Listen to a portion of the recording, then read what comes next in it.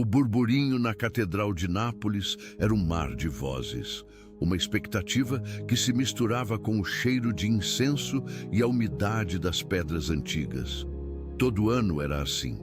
A cidade inteira parecia prender a respiração, esperando pelo momento que definiria o destino dos próximos meses. O clérigo, um homem de rosto marcado pelo tempo e pela responsabilidade, ergueu o relicário. Naquele frasco de vidro, o sangue seco de São Januário repousava, uma mancha escura e opaca. A multidão, antes barulhenta, silenciou.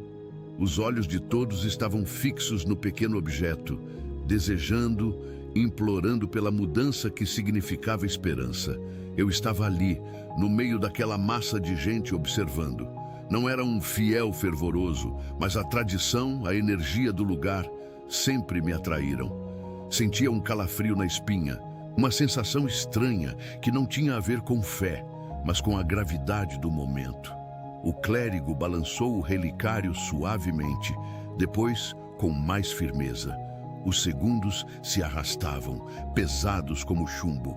O sangue deveria se liquefazer, transformar-se de sólido em líquido, um milagre que se repetia há séculos, um sinal da bênção divina sobre Nápoles. Mas nada aconteceu. O clérigo tentou de novo. E de novo, a tensão na nave da catedral se tornou palpável. O silêncio, antes de expectativa, agora era de pavor. Eu podia sentir o pânico começando a se espalhar como uma doença silenciosa. Olhei para os rostos ao redor. Mulheres idosas com lágrimas nos olhos, homens murmurando orações, crianças confusas. O rosto do clérigo, antes apenas tenso, agora estava pálido. Seus lábios tremiam levemente. Ele ergueu o relicário uma última vez, quase como um desafio, mas o líquido permaneceu sólido, inerte. Não havia sinal, não havia milagre. A falha era clara, anunciada pelo silêncio sepulcral que se seguiu. Um murmúrio começou, baixo no início, depois crescendo, transformando-se em lamentos e exclamações de desespero. As pessoas começaram a se empurrar, algumas chorando abertamente, outras com raiva. Para eles, era um presságio, um aviso de tragédias iminentes. Eu, no entanto, mantive uma calma exterior, embora por dentro sentisse um arrepio. Observei a multidão se desintegrar, dispersando-se em pânico e desespero, cada um carregando o peso daquele não milagre. A fé, por vezes, desafia a própria matéria. Enquanto a catedral se esvaziava e o som dos lamentos diminuía, meus olhos ainda estavam fixos no relicário, que o clérigo agora segurava com as mãos trêmulas. Fiquei um pouco mais, quase sozinho, e notei algo que os outros, no fervor do momento, não perceberam. No vidro, perto da base, uma pequena rachadura, quase imperceptível, surgiu. Era fina como um fio de cabelo, mas estava ali, um detalhe minúsculo em meio ao caos, mas que me chamou a atenção. Não parecia algo comum. Aquilo me intrigou de uma forma que o próprio milagre, quando acontecia, nunca tinha feito. Havia algo mais ali. Eu podia sentir. Antes de continuarmos, inscreva-se no canal e diga-nos nos comentários de onde você está assistindo. A história do sangue de São Januário é antiga e para entender o que presenciei naquele dia, era preciso voltar no tempo. Nápoles respira essa história. O sangue de São Januário, ou San Genaro, como é conhecido aqui, não é apenas uma relíquia. É o coração pulsante da cidade, a promessa de proteção, a manifestação visível de uma fé que se recusa a morrer.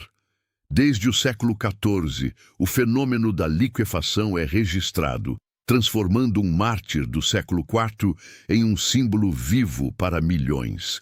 A cada ano, principalmente perto da Páscoa, e em setembro, a cidade se prepara para o ritual. As pessoas se aglomeram na catedral, rezam, cantam e esperam. Não é só uma crença religiosa, é uma parte fundamental da identidade napolitana. Eu me lembrava das manhãs de sol em Nápoles, dos cheiros de café e pizza que subiam pelas ruas estreitas, das vozes animadas dos vendedores. No meio de tudo isso, A devoção a São Januário era um fio de ouro que ligava gerações. As avós, com seus terços nas mãos enrugadas, contavam histórias do milagre aos netos, explicando que a prosperidade da cidade, a proteção contra terremotos e erupções do Vesúvio, tudo dependia daquele pequeno frasco. A expectativa anual era quase um feriado. As famílias se reuniam, comentavam sobre os sinais, as preces. Era um evento social e espiritual, uma parte tão integrante da rotina quanto o jantar de domingo. Mas nem sempre foi festa. Lembro-me de ouvir relatos de anos em que a liquefação foi mais lenta ou incompleta. A apreensão tomava conta. Murmúrios sobre maldições e presságios sombrios se espalhavam como pólvora. Os mais velhos contavam histórias de terremotos que abalaram a região, ou de pragas que assolaram a cidade, sempre associando esses eventos à falha do milagre. Era um ciclo de esperança e medo, onde a fé era testada a cada balançar do relicário. A menor hesitação no processo de liquefação já era motivo para grande preocupação. Havia um ano, por exemplo, em que a liquefação demorou dias. A cidade parou, as ruas ficaram silenciosas, as pessoas andavam com os ombros curvados. Um pequeno tremor de terra foi sentido nos arredores e imediatamente todos associaram ao sangue que não queria ceder. A interpretação era clara. São Januário estava descontente. Os napolitanos precisavam se arrepender. A pressão sobre o clero era imensa. Eles rezavam mais, faziam procissões, e só quando o sangue finalmente cedeu, a cidade pôde respirar aliviada. Essas histórias, contadas e recontadas, criaram uma rede de crenças que era quase impossível de romper. Mas os tempos mudavam. Eu via isso nas ruas, nos rostos dos jovens. A divisão estava crescendo. De um lado, a fé inabalável dos mais velhos, daqueles que cresceram com o milagre como uma verdade absoluta. Para eles, questionar era blasfêmia. Do outro, uma nova geração, mais cética, que buscava explicações científicas para tudo. Eles falavam em química, em propriedades dos materiais, em fenômenos naturais. Essa divisão corroía a unidade da crença popular, transformando o que antes era um pilar de união em um ponto de discórdia.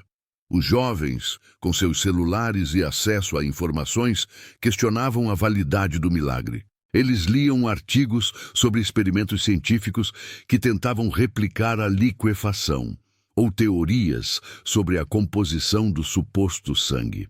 Para eles, a rachadura no relicário podia ser vista como um sinal de fragilidade material, e não de um descontentamento divino. Essa busca por uma lógica, por uma prova tangível, chocava-se diretamente com a entrega cega da fé. O que para uns era uma manifestação do sagrado, para outros era um enigma a ser desvendado pela razão. Eu me encontrava nesse meio, um observador entre a devoção e o ceticismo. A rachadura no vidro, aquele pequeno detalhe que ninguém mais notou, me puxava para uma investigação. Não por falta de fé, mas por uma curiosidade que transcendia o milagre em si. Eu queria entender a história por trás da história, a verdade por trás do mito.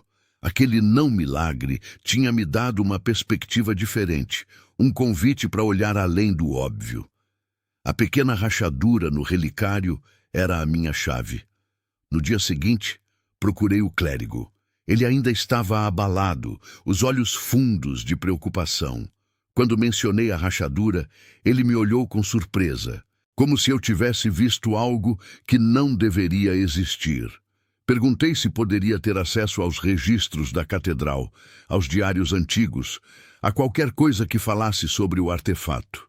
Ele hesitou, mas minha insistência, e talvez a curiosidade dele também, o convenceu. Passei dias na biblioteca da catedral, um lugar empoeirado e silencioso, cheio de tomos antigos. Folheei pergaminhos amarelados, cartas de bispos, anotações de monges. O que encontrei foi fascinante.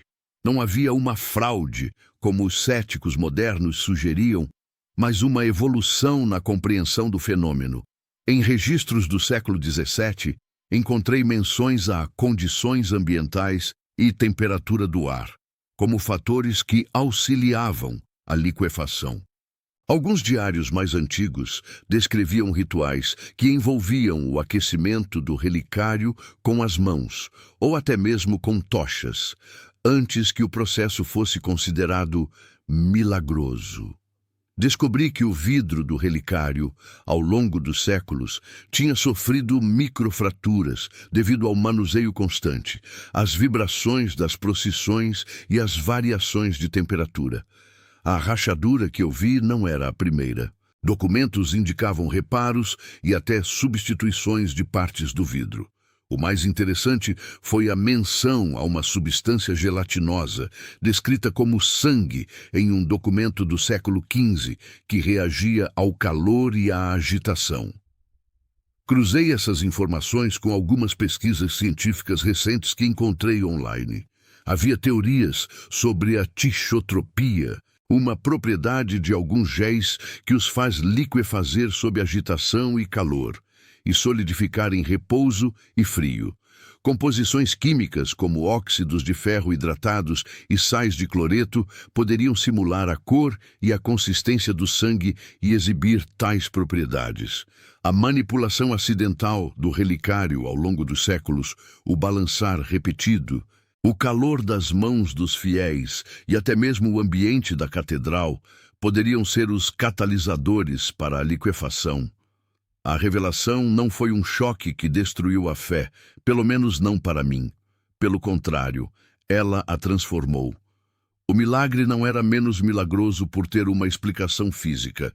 Era apenas uma outra forma de maravilha. A crença não precisava ser cega. Ela podia ser informada, enriquecida pela compreensão.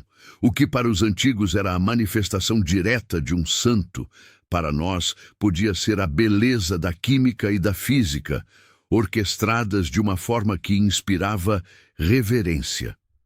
Voltei ao clérigo dias depois, com minhas descobertas. Ele ouviu atentamente, suas sobrancelhas franzidas em concentração. No início, vi um lampejo de negação em seus olhos, mas à medida que eu explicava os detalhes, a compreensão começou a surgir. Não se tratava de desmistificar, mas de recontextualizar. O sangue de São Januário continuava sendo um símbolo de esperança, um ponto de união para Nápoles, mas agora compreendido sob uma nova luz, uma que unia ciência e crença de uma forma mais madura e menos supersticiosa. Ele não declarou minhas descobertas abertamente à multidão, talvez com medo de abalar a fé mais simples, mas a partir daquele ano notei pequenas mudanças. O relicário era manuseado com mais cuidado, as condições ambientais na catedral eram monitoradas. E, talvez por coincidência, ou talvez por uma compreensão sutil do clérigo sobre como ajudar o milagre, o sangue de São Januário voltou a liquefazer-se nos anos seguintes, trazendo de volta a alegria e o alívio para a cidade. A fé em Nápoles não diminuiu, ela apenas evoluiu. O milagre continuou sendo um sinal, um elo com o sagrado, mas agora com o respeito pela inteligência humana que busca entender o mundo. A ciência não era inimiga da fé, mas uma lente que permitia ver a complexidade e a beleza da criação de uma nova forma. O maior milagre, afinal, é a persistência da esperança.